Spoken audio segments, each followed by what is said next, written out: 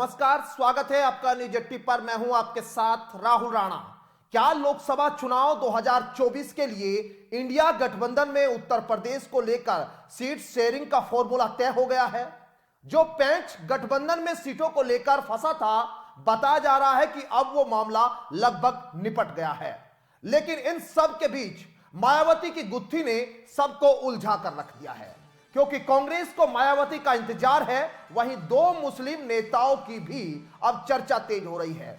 चर्चा यही कि यूपी में बड़ी पार्टी होने के नाते समाजवादी पार्टी इन दो बड़े नेताओं को टिकट देने से परहेज कर सकती है।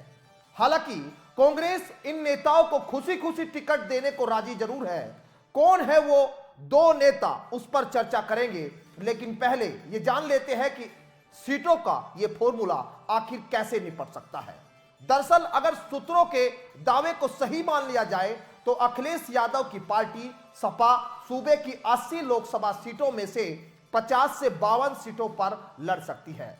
हालांकि पहले यह दावा 65 सीटों पर किया गया था, लेकिन जैसे जैसे बयानबाजी राजनीतिक गणित समझे तो वैसे वैसे सीटों को लेकर मंथन भी हो रहा है।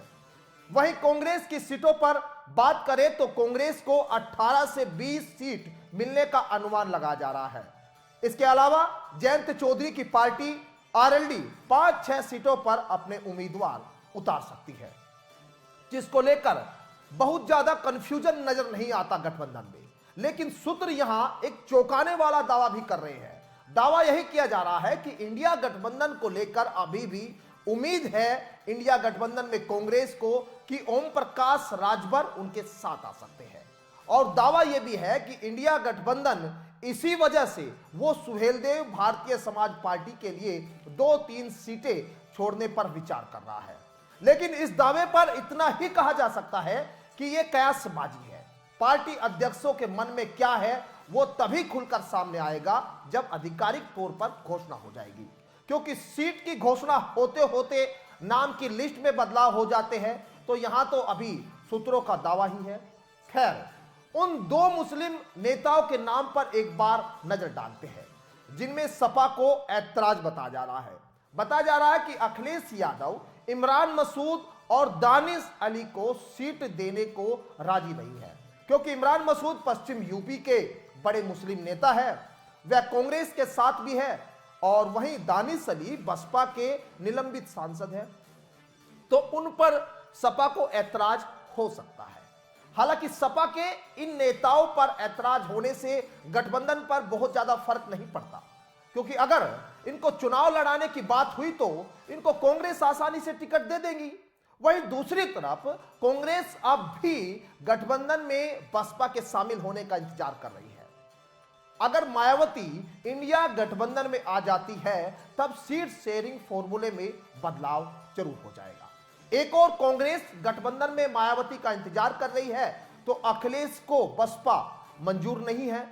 सपा ने बीएसपी को गठबंधन में शामिल किए जाने की किसी भी संभावना का विरोध किया है। सपा कह चुकी है कि यूपी में इंडिया गठबंधन में किसी चौथे दल की जरूरत ही नहीं है। सपा की तरफ से रामगोपाल यादव ने कहा था कि हमने 2 बार बसपा से समझौता किया, लेकिन बहुत खराब अनुभव रहा, लिहाजा अब समझौते को लेकर हम उत्सुक ही नहीं हैं। सपा इसलिए भी बसपा को साथ नहीं लाना चाहती क्योंकि उनके साथ यूपी विधानसभा चुनाव में उनके वोट खिसकने का डर है। लेकिन देखिए, लोकसभा चुनाव में कुछ ही महीने बाकी है। ऐसे में सीटों का यह पैच जनवरी महीना खत्म होने से पहले सभी दल निपटा लेना चाहते हैं। हालांकि एनडीए के सामने भी सीट की शेयरिंग का समस्या है, लेकिन वहां मोदी के चेहरे पर बस चर्चा होती है, बाकी सब तो सारथी है। लेकिन इस रिपोर्ट पर आप क्या सोचते हैं वो जरूर आप हमें कमेंट बॉक्स में बताइए। फिलहाल मेरे साथ इतना ही, मुझे दीजिए इजाजत। नमस्कार।